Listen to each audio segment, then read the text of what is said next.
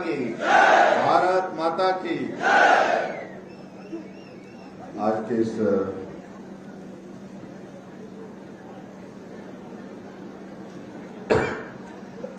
कार्यक्रम में,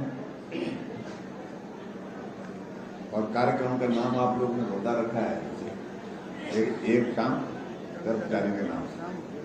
शाम तो हुई नहीं अभी।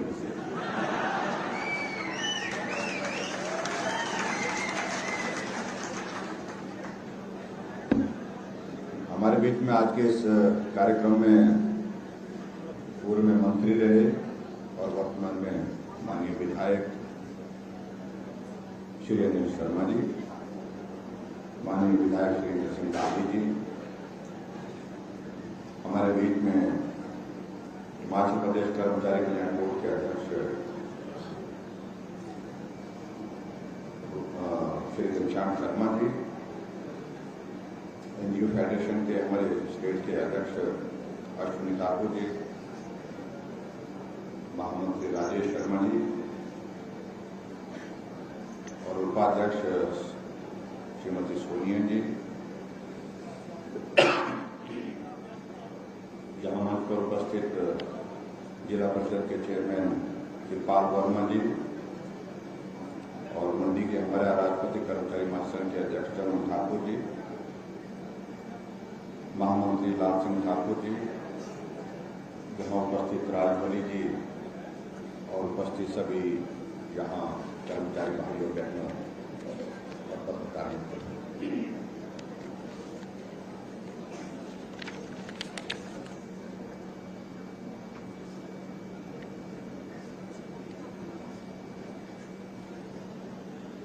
आज के इस कार्यक्रम में जिस प्रकार की पृष्ठभूमि आपके समक्ष रखी गई,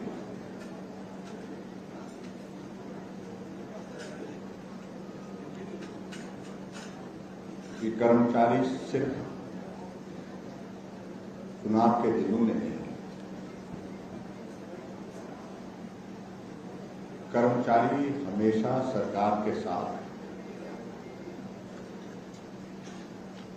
अगर 5 वर्ष सरकार का कार्यकाल है, उसमें हर वक्त किसी न किसी रूप में काम में सहयोगी होता है, साथी होता है।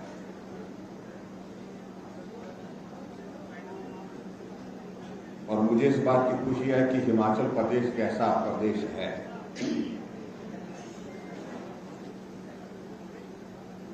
जहां हिमाचल प्रदेश में सरकार की नीतियों को जमीनी स्तर पर नीचे तक पहुंचाने के लिए कर्मचारियों ने बहुत महत्वपूर्ण भूमिका निभाई है। आज अब अगर हिमाचल प्रदेश में हम हिमाचल के गठन के 75 वर्ष पूर्ण होने के पश्चात अलग अलग जाकर के कार्यक्रमों के आयोजन कर रहे हैं और उन कार्यक्रमों में आप देखना कहीं भी तो हमने कर्मचारियों की भूमिका पर भी उस पर बात कही है कि कर्मचारियों की भूमिका भी बहुत महत्वपूर्ण रही है इन 75 वर्षों में। जो सरकार की नीतियां, सरकार के कार्यक्रम समाज के वर्गों को उत्थान के लिए, प्रदेश के विकास के लिए जो तय हुई, उनको लागू करने में उनकी महत्वपूर्ण भूमिका रही है।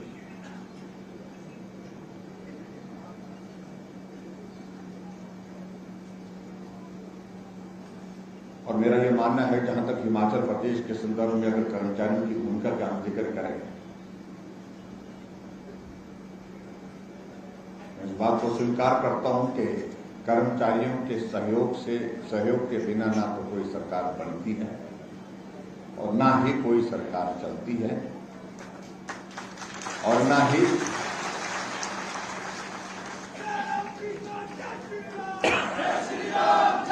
कर्मचारियों के सहयोग के बिना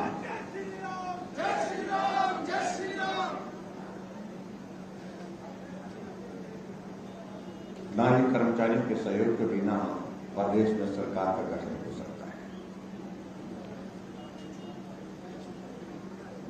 क्योंकि उसकी वजह भी यह है कि अगर पॉपुलेशन के प्रोपोर्शन में अगर हम देखें पूरे देश में, हिमाचल एक ऐसा प्रदेश है जहां कर्मचारियों का नंबर पॉपुलेशन के प्रोपोर्शन में सबसे ज्यादा है, सबसे ज्यादा पूरे देश में।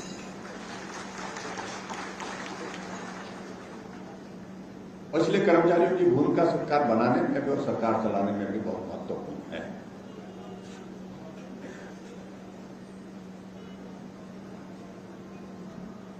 हिमाचल में हमने सरकार बनने के बाद प्रयत्न किया हमने कि हम कर्मचारियों के जो मसले हैं उनका समाधान करने की दृष्टि से जो कर सकते हैं वो करने की हमने कोशिश की, और उसके लिए मैं आप सबका आभार भी व्यक्त करता हूं कि कोविड जैसा बड़ा संकट भी रहा, लेकिन इस बड़े संकट के दौरान भी आप लोगों ने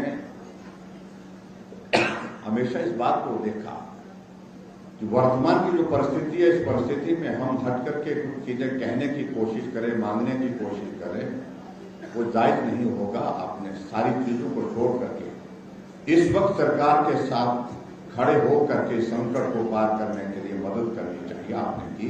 उसके लिए मैं आप सबका बहुत बहुत धन्यवाद।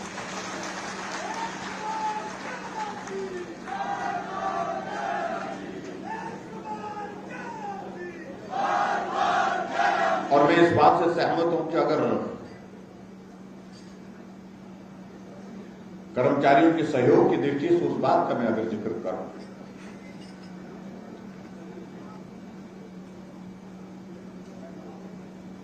हमें हर कदम पर कर्मचारियों का सहयोग मिला है। हमारा काम करने का तरीका अपना है, थोड़ा अलग है। कुछ लोग अलग तरीके से बात कहते हैं, और मैं देख रहा था एक नेताजी का एक दिन का संबोधन भाषण दे रहे थे कि जयराम ठाकुर बहुत सीधा आदमी है, शरीफ आदमी है, लेकिन सरकार बहुत शराफत से नहीं चलती है, सरकार डंडे से चलती है। ऐसा मेरा मार्गदर्शन कर रहे थे एक नौजवान जो अभी राजनीति में आए हैं।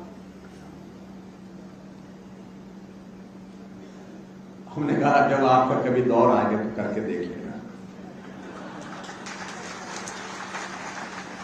डंडे का दौर अब जानवरों पर संभव नहीं है, आदमी की तो बात जरूरी है, और करना भी क्यों? क्या हम आपस में हमने एक वर्किंग रिलेशन डेवलप करके हम अपने काम नहीं कर सकते? वर्क कल्चर को डेवलप नहीं कर सकते?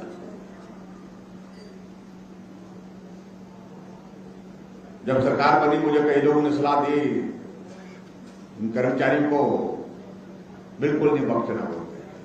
मैंने कहा तो क्या करें, इनकी बात नहीं सुननी। मैंने कहा कर्मचारी क्या नागरिक की श्रेणी में नहीं आते?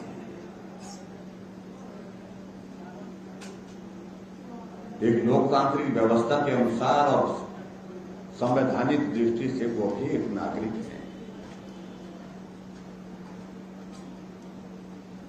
और मैं कर्मचारी के नाते नहीं तो कम से कम एक नागरिक के नाते तो उनकी बात सुनना ये मेरा जिम्मा भी, दायित्व भी है। और उसमें अगर किसी सामान्य व्यक्ति को भी मैं सुनता हूं तो कर्मचारियों को भी उस नाते सुनना चाहिए।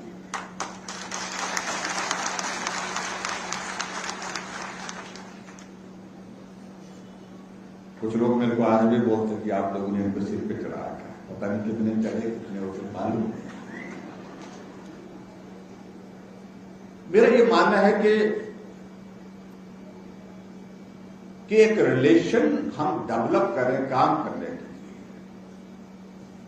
ये ज्यादा महत्वपूर्ण है। डंडे से आप एक काम करा सकते हैं, दो काम करा सकते हैं, एक बार करा सकते हैं, दो बार करा सकते हैं, एक साल तक कर सकते हैं, 2 साल तक कर सकते हैं, लेकिन लंबे समय तक डंडा नहीं चलता। इस बात को मानना पड़ेगा, संभव नहीं।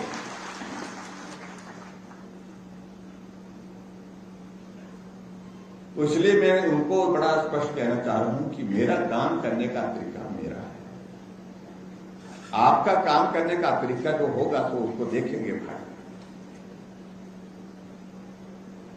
कभी अगर मौका मिलेगा तो देखेंगे, जो मिलने की संभावना है।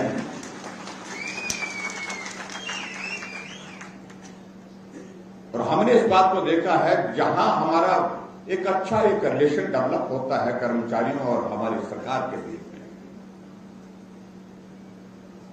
कर्मचारी नहीं करने की जहां गुंजाइश होती है कि जो नहीं भी करना तो उसको भी यार नहीं ये करना, इसलिए करना है कि भाई हमारा एक संबंध है, हमारा एक रिश्ता है, हमारा एक काम करने का बहुत लंबे समय से, और वो रिश्ता जो होता है एक बार बनता है वो लंबे समय तक चलता है।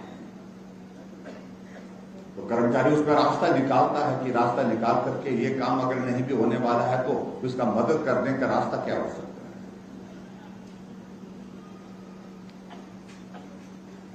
मैंने हिमाचल प्रदेश में जब से चुनाव लड़े हैं, पहला चुनाव तो थोड़ा ऐसा हो गया था, तो जल्दबाजी में वक्त नहीं मिला, लेकिन दूसरे चुनाव के बाद फिर हमने कर्मचारियों का एक कर्मचारियों के साथ संवाद, कर्मचारियों के साथ बातचीत, कर्मचारियों के साथ संबंध बनाना, बैठना उठना, और मैं समझता हूं कि वो इतना उपयोगी हुआ कि मेरे चुनाव क्षेत्र में कर्मचारियों ने खुल करके अपने आप कहा, वैचारिक दृष्टि से कुछ बातें अलग होंगी तो होंगी, किसी को बहुत ज्यादा ऑब्लाइज होगा जिस कारण से उसको कठिनाई आ रही है हमारे लिए मदद करने की, वो बात अलग होगी, लेकिन उसके बावजूद अधिकांश कर्मचारियों ने कहा नहीं, हमको इनके साथ में सहयोग देना चाहिए, बेहतर ढंग से काम करने के लिए इनके साथ मदद करनी चाहिए। और उसका परिणाम ये है कि मैं आज हिमाचल प्रदेश की विधानसभा के अंदर 25 वर्ष होने जा रहे हैं, 5वीं बार।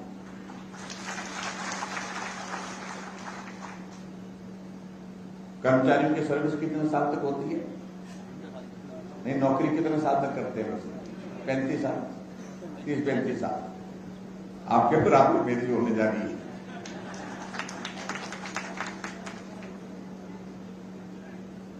तो इसलिए मुझे लगता है कि वर्किंग रिलेशन जो है हमारा वो बहुत इंपॉर्टेंट होता है, जिसको जिस एस्पेक्ट को सीखना है, जिस एस्पेक्ट को करना है।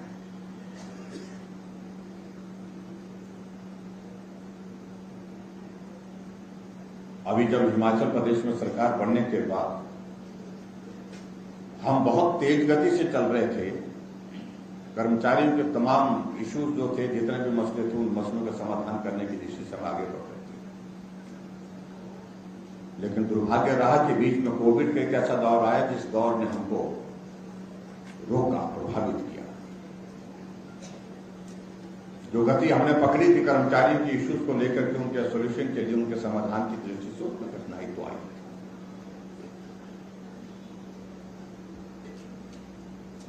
लेकिन फिर भी उसके बावजूद हमने एक बात को सुनिश्चित किया कि कर्मचारियों को कठिनाई न आए, समय पर सैलरी मिले, समय पर जो हमारे पूर्व कर्मचारियों को पेंशन मिले, किसी की पेंशन नहीं रोकी, किसी की सैलरी नहीं रोकी, किसी की सैलरी नहीं काटी, किसी की पेंशन नहीं काटी। कुछ एक प्रदेशों में तो रोकी गई, 30% तक रोक लगी, लेकिन हमने हिमाचल प्रदेश में इस तरह से नहीं किया।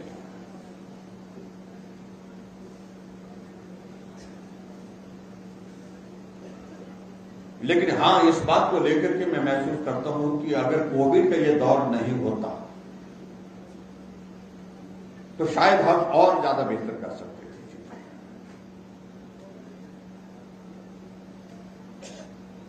इस चीज की संभावना निश्चित रूप से थी।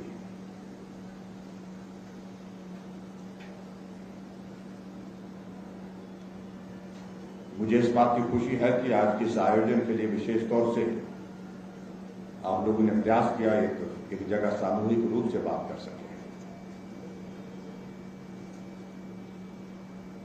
अलग अलग समय में अलग अलग जगह अपने टूर के दौरान हमारा मिलना होता है, लेकिन बात नहीं हो पाती है।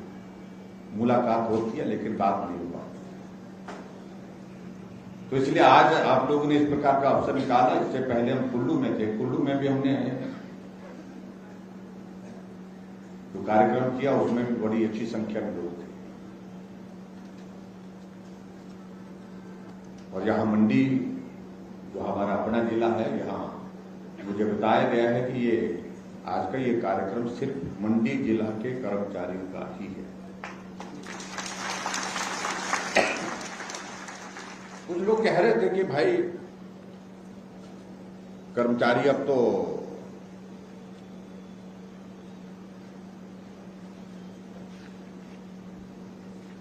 चुनाव के दिनों में आप कार्यक्रम, चुनाव के नजदीक आप कार्यक्रम कर रहे हैं, तो ये कार्यक्रम तो मुश्किल होंगे। लेकिन जैसे घनश्याम जी ने कहा, यहां अश्विनी जी ने, राजेश जी ने कहा कि मुझे लगता है कि मैं इस बात को मैं कह सकता हूं जिसका मैं जिक्र, जो हमारे एक रिलेशन डेवलप हुआ है, जिसके कारण हम चुनाव के बहुत करीब होने के बावजूद भी बड़ी संख्या में यहां पर उपस्थित हैं।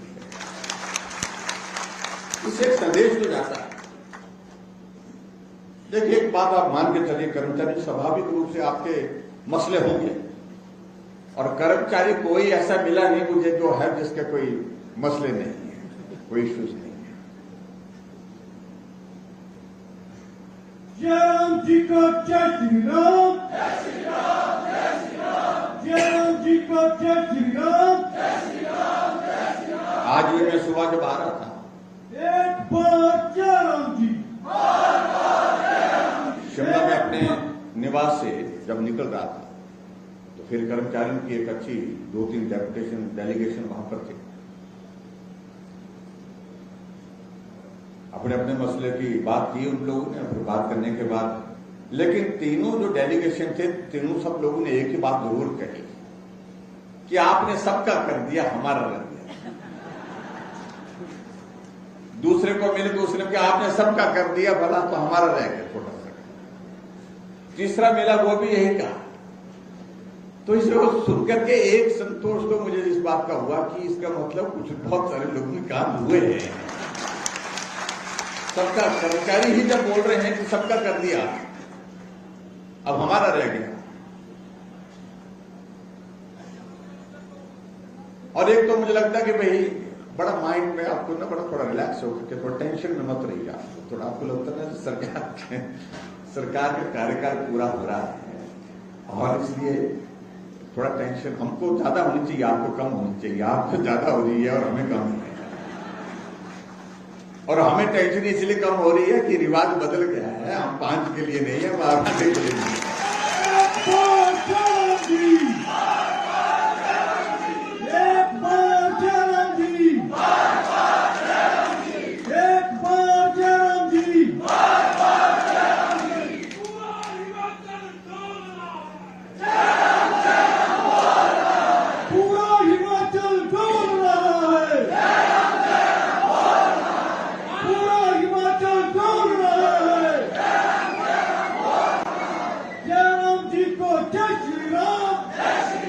इसलिए बहुत जरूरी है मुझे लगता है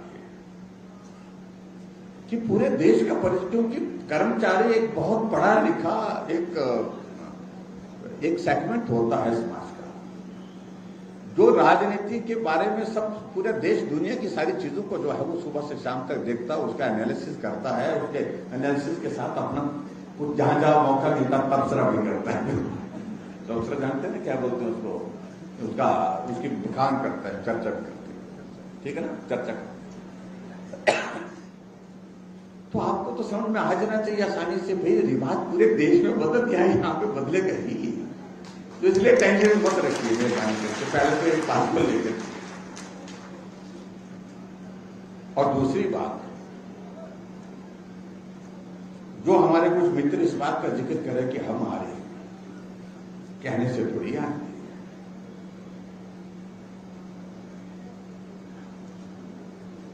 और मैं ये कह सकता हूं, दावे के साथ कहता हूं, जिन मसलों को लेकर वो कर्मचारियों के बीच में इस प्रकार का एक माहौल खड़ा करने की कोशिश कर रहे हैं, हम आएंगे तो ये करें। कहा तो उन्होंने यही कहा था, पीटीए वालों को यही कहा था कि हमारा ही पौधा है और हम आपको जो है सींचेंगे। वो पौधा सूखने की परिस्थिति में कगार पर आ गया था। अगर हम खड़े नहीं होते, सुप्रीम कोर्ट तक लड़ाई लड़ी और वो पौधा जीवित किया, सुरक्षित किया। एसएमसी वाले ऐसी परिस्थिति में उनको घर भेजना शुरू कर दिया था। हमने कहा नहीं, हम खड़े होंगे आपके साथ। और हम उनके लिए भी लड़े, जाकर के कोर्ट तक, जो सुप्रीम कोर्ट तक लड़े, और अंततः गठवा चाहे कोर्ट चाहे जितनी राहत दे पाया थोड़ी बहुत, लेकिन हमने उससे आगे बढ़ करके अभी हाल ही में निर्णय लिया उनके लिए कि हम आपके साथ खड़े हैं, आप अगर साथ हैं तो हम भी आपके साथ हैं। और बहुत बड़ा उनको एक बहुत बड़ा जिसको उनका भविष्य उसमें बनने जा रहा है।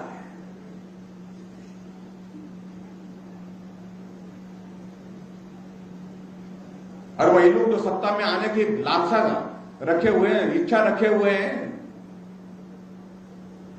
इन सभी आउटसोर्स कर्मचारियों को इकट्ठा करके पूरे प्रदेश भर से पीटर हॉफ के लॉन में खड़ा करके 7वीं बार राजा साहब ऐसे करके नारे लगाए थे उन लोगों ने, लेकिन कोई पॉलिसी बनाने की दिशा में आगे बढ़े क्या हमने उनके भविष्य को सुरक्षित करने की कोशिश की? हमने इस कैबिनेट में मोहर लगा दी है, उनका रास्ता भी आने वाले समय के लिए ठीक करने की कोशिश, जो संभावना है। क्योंकि कानून एक ऐसी चीज है, आजकल किसी चीज को रोकने के लिए कुछ नहीं लगता, एक कागज का टुकड़ा लगता है बस, लेकिन उसमें कानूनी पेचीदगियों से बाहर निकल करके कुछ रास्ता निकालने का हमने ईमानदारी से प्रयत्न किया। जो पॉलिसी से संबंधित जो इश्यूज थे उनको सुना गया, सुनने के बाद उस दिशा में आगे बढ़े। हमने उसमें तय किया कि ये जो प्राइवेट एजेंसीज के बजाय हम गवर्नमेंट का एक मैकेनिज्म खड़ा करेंगे, उसके माध्यम से इनको भर्ती करेंगे और इनका जो शोषण होता है उसको भी बंद करेंगे, और उसके साथ साथ में आने वाले समय में पॉलिसी से रिलेटेड उसमें रास्ते क्या निकल सकते हैं, उन सारी चीजों की संभावना को तलाशने की दिशा में आगे बढ़े। ईमानदारी तो दिखनी चाहिए, प्रयास होना चाहिए। आप कल्पना करिए, हमने हिमाचल प्रदेश में अभी हाल ही में एक निर्णय लिया, हमने कहा कि महिलाओं के लिए हमने, जिनकी आबादी आधी है टोटल पॉपुलेशन की, उनके लिए वो भी काम करने के लिए घर से निकलती हैं, आती हैं, जाती हैं, हमने कहा उनके लिए किराया आधा कर, हमने निर्णय किया। और जो हमारे विपक्ष के लोग वो कहने लगे कि महिलाओं को मुफ्तखोर बना दिया, शब्द देखिए, हमने कहा ये शब्द उचित नहीं है, अपमान है महिलाओं को। हमने मदद की है, मुफ्त नहीं किया है, राहत दी है, आधी राहत दी है, लेकिन ये शब्द आपको नहीं कहना चाहिए। और एक दूसरे नेता कांग्रेस के खड़े हो गए और कहने लगे कि हम जब आएंगे तो हम 1500 रुपए हर महिला जो 18 साल से ऊपर की 60 साल तक है उनके खाते में डालते रहेंगे। अब हमें क्या कहते हैं, ये ज्ञान हमें तुम बांट रहे हो, हमारा मार्गदर्शन कर रहे हो, तुम खुद क्या कर रहे हो? क्या ये संभव है? किसी प्रदेश में संभव हो पाया, पंजाब में कह रखा था लेकिन हो नहीं पाया, ना होने की संभावना है। और जो छत्तीसगढ़ के मुख्यमंत्री बघेल साहब यहां हिमाचल प्रदेश में जिसकी घोषणा करके गए, क्या वो अपने प्रदेश में दे रहे हैं? जो अपने प्रदेश में नहीं कर पा रहे, हमारे हिमाचल प्रदेश में क्या सलाह देने की कोशिश कर रहे हैं?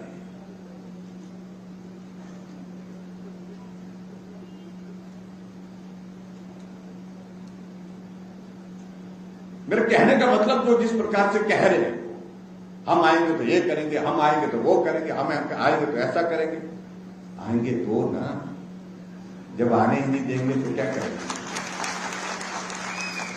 और आने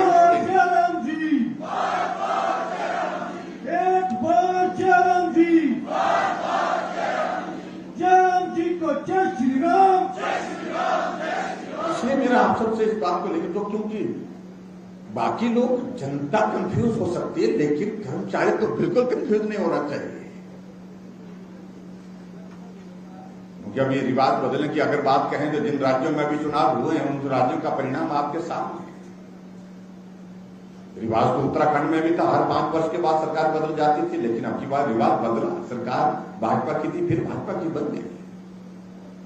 रिवाज तो उत्तर प्रदेश में भी 37 वर्षों से बना हुआ था, हर 5 वर्ष के बाद सरकार बदल रही थी, लेकिन अब की बार फिर योगी जी फिर सत्ता में आ गए 5 वर्ष का कार्यकाल पूरा करने के बाद। गोवा में फिर सत्ता में आए, मणिपुर में फिर सत्ता में आए, पड़ोस का राज्य हरियाणा में जहां हमारी पार्टी की जमानतें जब्त होती थी वहां 5 वर्ष का कार्यकाल पूरा करने के बाद खट्टर साहब दूसरी बार चले हैं।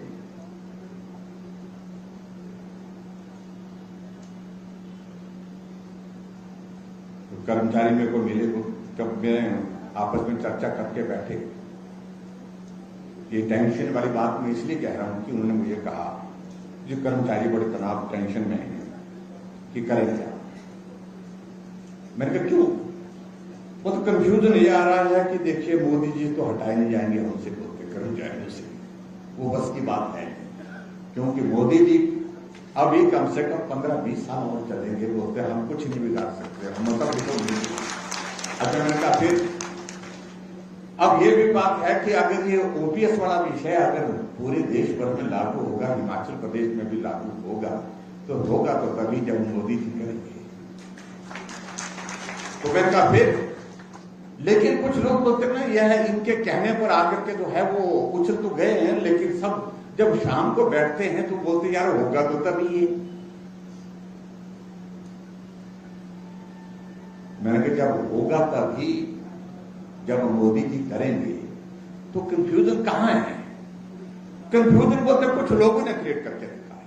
मैंने कहा मेहरबानी करके इस कंफ्यूजन को सब स्पष्ट करिए। मैं चश्मदीद गवाह हूं, हम एक ही टेबल पर भोजन कर रहे थे, राजस्थान के मुख्यमंत्री, हम प्रधानमंत्री दिल्ली में एक बैठक में थे, बैठक में हम एक ही टेबल पर थे। आधे घंटे से ज्यादा 40 मिनट का हमारा खाने का वो दौर था, तो कोई 15 मिनट तक गहलोत साहब इसी बात को कहते रहे कि ये कर्मचारियों को ओपीएस के लिए, मुझे भी कहते रहे कि इनको भी मदद हो जाएगी। मेरी चिंता वहां पर कर रहे थे। प्रधानमंत्री जी को कह रहे थे कि भाई ये संभव नहीं है, हमने कह तो दिया है, लेकिन ये जब तक आप केंद्र से मदद नहीं करेंगे तब तक ये हो नहीं पाएगा हमसे। तो प्रधानमंत्री जी ने कहा कि आपने कुछ पहले भी नहीं पूछा करें। बोलते जी पहले नहीं पूछा, वो बात अलग है, लेकिन अब तो मैं पूछ रहा हूं आपको। और फिर मेरे को मजाक करते करते कहने लगे इनको भी मदद हो जाएगी। मैंने कहा हमारी मदद तो हो ही जाएगी, हमारे हिमाचल के कर्मचारी हमारे साथ में, आप चिंता मत करिए। वो स्वीकार कर, कांग्रेस के सबसे वरिष्ठ नेता है आज की तारीख में। अब मालूम नहीं उनको भी हटाने की कुछ योजना चल रही थी, मालूम नहीं क्या होगा, मालूम नहीं।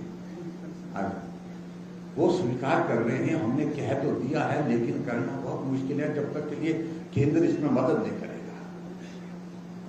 जब ये सारी चीजें स्पष्ट है, जब केंद्र की मदद के बिना ये करना कठिन है, तो मेरा कर्मचारी भाइयों से इस बात के लिए आग्रह है कि तब जरूर सोचना चाहिए। जो चीज होनी नहीं है कुछ लोगों के कहने पर, उस चीज पर हमको नहीं चलना चाहिए।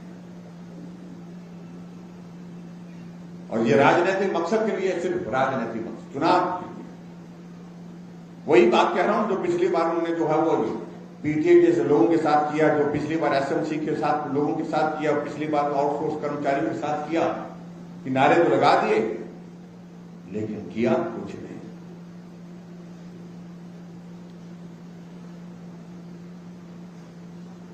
तो इसलिए मेरा एक बात को लेकर के कि भाई थोड़ा मजबूत होना पड़ेगा, कि जो कंफ्यूजन क्रिएट करते हैं, जो सारी बातों को लेकर के ऐसे घुमा करके प्रयत्न करते हैं कि चीजों को इतना घुमाया जाए ताकि वो राजनीतिक मकसद हासिल करें, तो उस मकसद को हासिल नहीं करने देना चाहिए। इसके लिए मेरा आप सबसे निवेदन है कि इसमें अपने साथियों के बीच में जो है थोड़ा आप लोगों को भी चर्चा करनी चाहिए सारी बातों को लेकर के, यही मेरा आप सबसे आग्रह है। यहां मुझसे पहले सारी चीजों का जिक्र किया गया है। हमने स्वतंत्रता दिवस के अवसर पर हमने कर्मचारियों और पेंशनरों को जो 1 जनवरी 2016 से संशोधित वेतनमान के एरियर की जो बात कही थी, पहली किस्त उसके लिए जारी करने की घोषणा की थी, और वो प्रोसेस अब शुरू है। और इसी तरह से कर्मचारियों के लाखों जो प्रदेश के जो हमारे जो लाखों कर्मचारी जो संशोधित वेतनमान के एरिया से संबंधित 2 सितंबर से जो बात कर रहे थे वो भी दिया जाएगा, उसके बारे में भी हमने बातचीत की है। और इसके सिलसिले में तो हमने जो अधिसूचना है वो भी हमने जारी कर दी, जारी होगी, अधिसूचना इसकी जारी हो गई है। और इसी तरह से आगे बढ़ करके अगर मैं सारी चीजों में जाऊं तो उसमें बड़ा लंबा वक्त जाएगा। तो एरियर का जो भुगतान जो है हमारे जो ग्रुप ए, बी, सी और डी श्रेणी को दिया जाएगा, उसके बारे में हमने बात की थी। और ग्रुप ए, बी और सी श्रेणी के कर्मचारियों को 50,000 और ग्रुप डी के कर्मचारियों को 60,000 रुपये तक का एरियर दिया जाएगा। ये भी हमने बड़ा स्पष्ट कर दिया, इसको भी हम कर देंगे। ये बड़ी टेक्निकल चीजें होती है कर्मचारी। मैं कर्मचारी रहा नहीं, इसलिए मुझे ये सारी चीजें बहुत समझ आती नहीं, और यहां ये समझानी भी बहुत मुश्किल हो जाती है। लेकिन कई बार मैं बड़ा ये होता है, पर हैरान होता हूं, कर्मचारी जो भी आता है ये विसंगति रह गई। ये शब्द जो है ये विसंगति रह गई, विसंगति रह गई।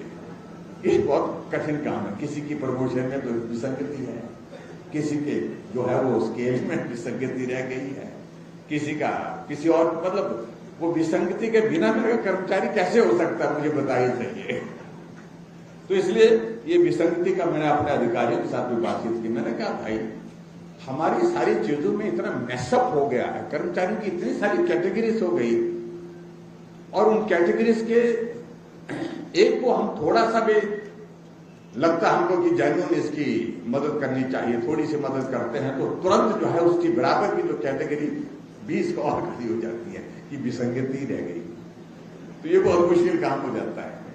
फिर मालूम पड़ता कि ये विसंगति क्या रह गई।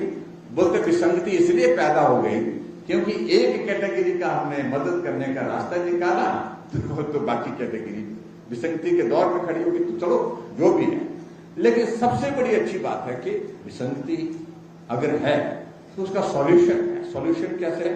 वो डायलॉग से है, डिस्कशन से है। हम मिल करके बैठे चर्चा करें, ये मुझे लगता है कि बहुत आवश्यक। और इसके लिए मैं हिमाचल के कर्मचारियों का हृदय से आभार व्यक्त करता हूं। चलो एक दो बातें होती नहीं तो ज्यादा वक्त उसी में गुजर जाता था, जिंदाबाद मुर्दाबाद में। कोई लंच के टाइम में बैठ जाता था, कोई शाम के समय बैठ जाता था, कोई रात को सुबह से शाम तक धरने पर बैठ जाते, तो ऐसा होता था। लेकिन हुए कुछ बातों को लेकर के, कुछ इश्यू को लेकर के इस तरह की परिस्थितियां आई भी, लेकिन बहुत ज्यादा नहीं आई। इसके लिए मैं हिमाचल के कर्मचारियों का बहुत आभार व्यक्त करता हूं।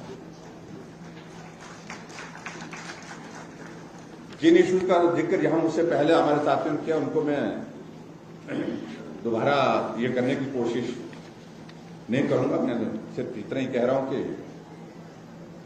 अब जहां तक हमने छोटे वर्गों को, जहां जिनका जो एक कर्मचारी का वर्ग है, उनको जो मिल रहा है उससे उनका परिवार चल रहा है, पर्याप्त चल रहा है। लेकिन सदैव ये प्रश्न रहता है कि और मिले तो अच्छा है, और अधिक हो तो अच्छा है। लेकिन बहुत सारे वर्ग ऐसे हैं कि जिनको अपने परिवार को चलाने में भी कठिनाई है।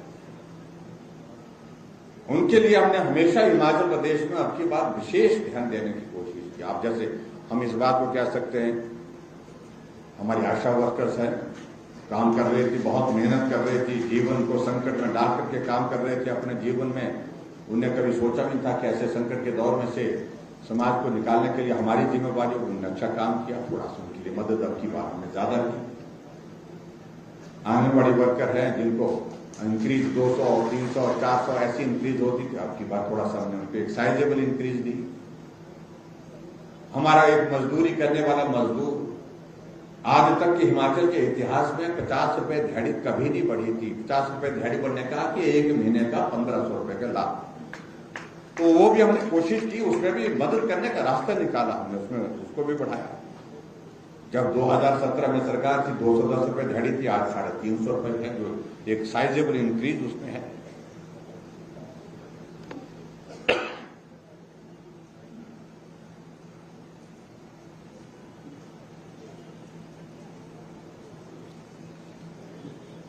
और जो हमारे कर्मचारी खासतौर से जो उन लोगों के थोड़े से इसमें झांसे में आकर के बात करते हैं, कभी उनसे इस बात को पूछना, जो चीजें जो है ओपीएस और एमपीएस की आपस में छोटी छोटी मांगे थी, एक दो मांगे थी जो डूएबल थी, जो की जा सकती थी, वो अगर कांग्रेस वाले अगर ओपीएस की बात कह रहे हैं तो वो क्यों नहीं की उनने।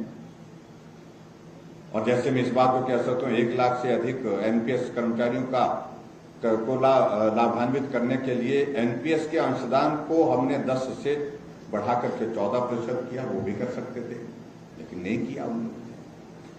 और एमपीएस कर्मचारियों को भी ओपीएस कर्मचारियों के समान डेथ कम रिटायरमेंट ग्रेजुएटी की अगर हम बात करें, लाभ की बात करें, तो हमारी सरकार ने ग्रेजुएटी की ऊपरी सीमा को 10 लाख से बढ़ा करके हमने 20 लाख किया। तो उन्होंने क्या किया? उन्होंने तो कुछ नहीं किया उसमें।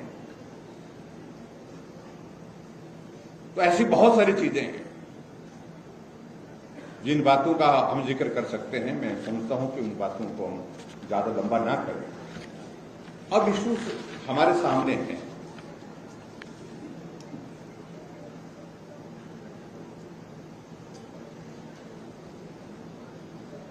जिसके सिलसिले में हम बहुत गंभीरता से विचार कर रहे हैं, जिन चीजों को लेकर के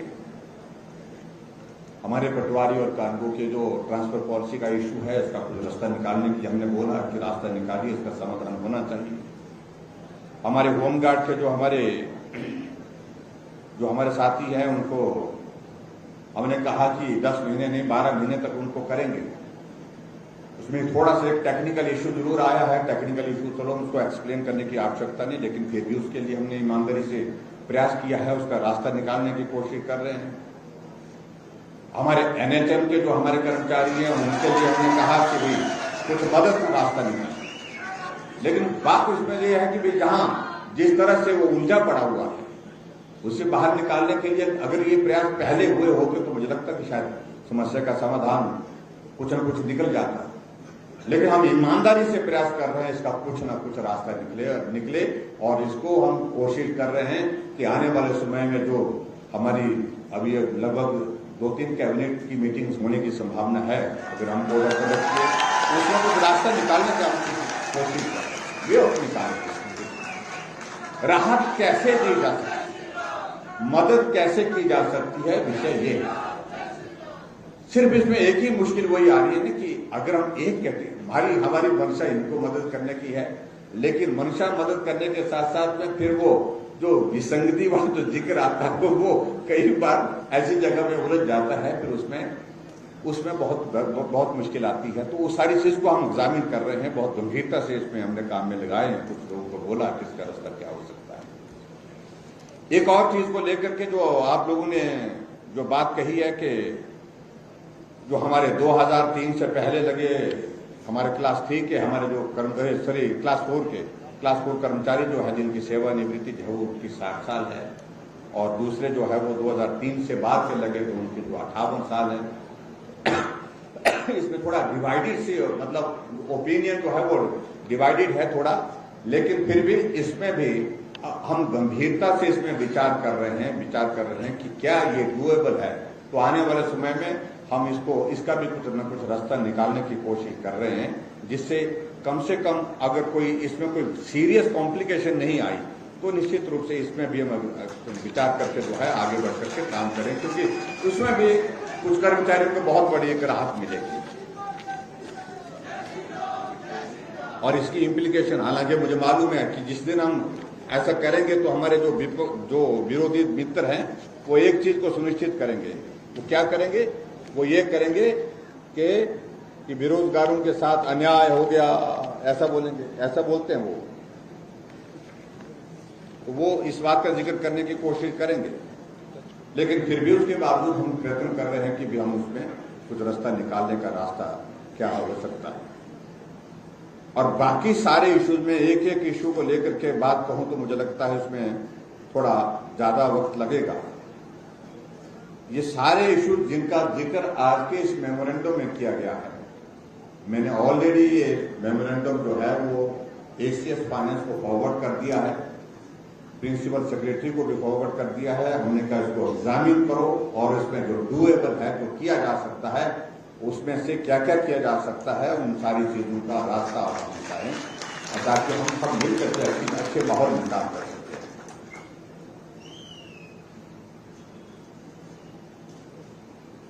एक दो चीजों को लेकर के जहां पर बात कही गई कि यहाँ पर जो एनजीओ भवन के लिए कहा कि भाई यहाँ पर रिपेयर के लिए कुछ पैसे की आवश्यकता है, पैसा चाहिए उसके लिए, रिपेयर के लिए, उसके लिए मैं अलग से पैसे का प्रावधान करता हूँ। 15 लाख रुपए की मांग की, इसको 15 लाख रुपया देने की घोषणा करता हूँ। और इसके अलावा एक चीज जो और कही गई, यहाँ पर जो funds for repair and residential accommodation के लिए यहाँ पर जो अलग से बात कही गई है कि भाई यहाँ अकोमोडेशन हमारे पास कर्मचारियों की कम है, तो उसको और बढ़ाने की आवश्यकता है ताकि कर्मचारियों को रहने की सुविधा हो सके। तो उसके लिए फिलहाल मैं 2 करोड़ रुपए देने की यहाँ पर घोषणा करता हूँ और 2 करोड़ रुपए की लागत से आने वाले समय में उसको देखेंगे और भी ज्यादा करने की बातें होंगी। बाकी सारी चीजें चाहे वो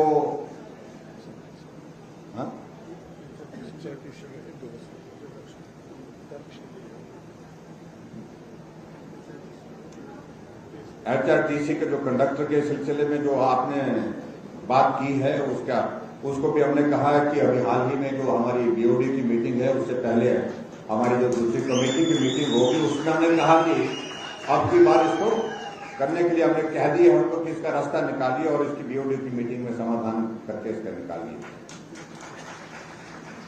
जिला परिषद वालों का भी एक मसला है, वो मेरे ही डिपार्टमेंट के कभी किसी जमाने में था, ये मेरे पास था ये महकमा, उसमें भी हम काफी करीब हैं उसका समाधान निकालने की दृष्टि से। उसका भी हम कोशिश कर रहे हैं कि उसका भी कुछ न कुछ रास्ता निकल जाए और कुछ चीजें उसमें हुई हैं, कुछ चीजें उसमें होने की बात है। और ये रिडक्शन ऑफ ये पार्ट टाइम जो पीरियड बेस पर जो हमारे जो जल रक्षक है, इसमें आप लोगों ने पहले कुछ और बोला था, मांग की है 12 से 8 की मांग की है, लेकिन इसको थोड़ा कम कितना किया जा सकता है उसका भी कुछ रास्ता हम निकालने की कोशिश कर रहे हैं। तो उसके लिए भी हमने डिपार्टमेंट को कह दिया है कि रास्ता इसमें निकालें ताकि लोगों को सुविधा हम दे सकें, अच्छा उनके लिए एक माहौल हम खड़ा कर सकें। और उसके साथ साथ में जो साइंस टीचर के लिए जो प्रैक्टिकल अलाउंस का एक विषय आया है वो भी हमारे सामने आया है। तो वो भी ये नई एडिशन है, ये मेरे ध्यान में पहले बहुत ज्यादा नहीं था, जोर से नहीं, थोड़े होंगे थे निकल दिए, इनके नंबर थोड़ा है, अब ज्यादा मांग रहे हैं हम, तो थोड़ा कम मांगना भाई। इस पर भी हम थोड़ा सा विचार करने, हमने कहा कि इस पर भी थोड़ा सा विचार करिए। और उसके साथ साथ में जो हमारे फायर ब्रिगेड वाले जो हैं, आयुष फार्मासिस्ट हैं, माइनिंग है, MLTS हैं, तो ये इन सारी की कैटेगरीज के जो इश्यूज हैं, एक इश्यूज को लेकर के हमने टीम लगाई है इन दिनों में कि ताकि हम चुनाव आचार संहिता लगने से पहले जितने कर्मचारियों के इस प्रकार के इश्यूज हैं जो कॉम्प्लिकेशन के कारण उलझे पड़े हैं, उनका समाधान निकालने के लिए कोशिश कर रहे हैं। और हमने आपको विश्वास दिया जो बेस्ट पॉसिबल होगा वो हम करेंगे, जो भी बेस्ट पॉसिबल जितना भी हो सकता है उसको हम करने की हम कोशिश करेंगे। अभी हाल ही में एनटीटी का एक इश्यू आया था, वो पेचीदा है, बहुत पेचीदा है, कठिन काम है वो, लेकिन फिर भी उसके बाद में हमने कहा कि कुछ रास्ता निकालिए, आगे बढ़े हैं उसमें, और वो रास्ता आगे निकलते कुछ निकला है। पेचीदगियां हर रास्ते में होती है, इस बात को हमको मान के चलना पड़ेगा, लेकिन फिर भी उसका कुछ रास्ता निकालने की कोशिश है। और मुझे पूरा भरोसा है कि उसमें भी, लेकिन अच्छी बात है कि कर्मचारी आपस में मिल करके, कई बार कंफ्लिक्टिंग हो जाता है कि इसको दे दिया मेरे को नहीं दिया, उसको दे दिया मेरे को, उसको मिला ठीक बात है, लेकिन मेरे को भी मिले, ये बात तरीका एक ही, मतलब बात एक ही है, लेकिन कहने का होता है। उसको दे दिया हम बिल्कुल नहीं मानेंगे, उनको दे दिया आपने हमको मिला, तो होता है। परिवार है, हमारे लिए आप परिवार हैं, और परिवार में एक को मिला तो दूसरे का अधिकार स्वाभाविक रूप से जो जेन्युइन होगा उसको नहीं मरने देंगे, उसको कहीं भी किसी तरह से प्रभावित नहीं होने देंगे। जो मदद की जा सकती है, जिस रूप में की जा सकती है वो करेंगे। ये मैं आपके बीच में कहना चाहता हूं।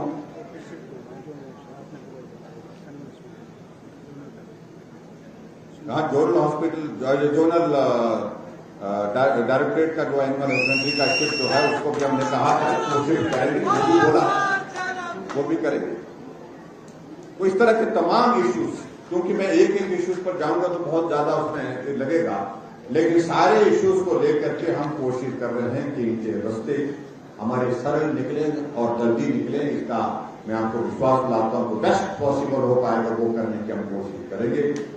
और एक दो चीज मैंने कही कि आओ हम एक दूसरे के साथ ही मिलकर के चलेंगे। ये दौर आता रहेगा, जाता रहेगा, सारी चीजों को लेकर के मांगने का, देने का, लेकिन कम से कम अगर हमने एक संबंध बनाया है, एक रिलेशन है हमारा वर्षों से काम करने का, इसको हम मेंटेन करें, महत्वपूर्ण हमारे लिए ये है। और साथी वही होते हैं जो दुख सुख के साथी वही होते हैं। जब हमें जरूरत हो तो आप हमारी मदद करें, आपकी जरूरत जहां है वह हम मदद करें, इसी को साथ कहते हैं, इसको साथी कहते हैं।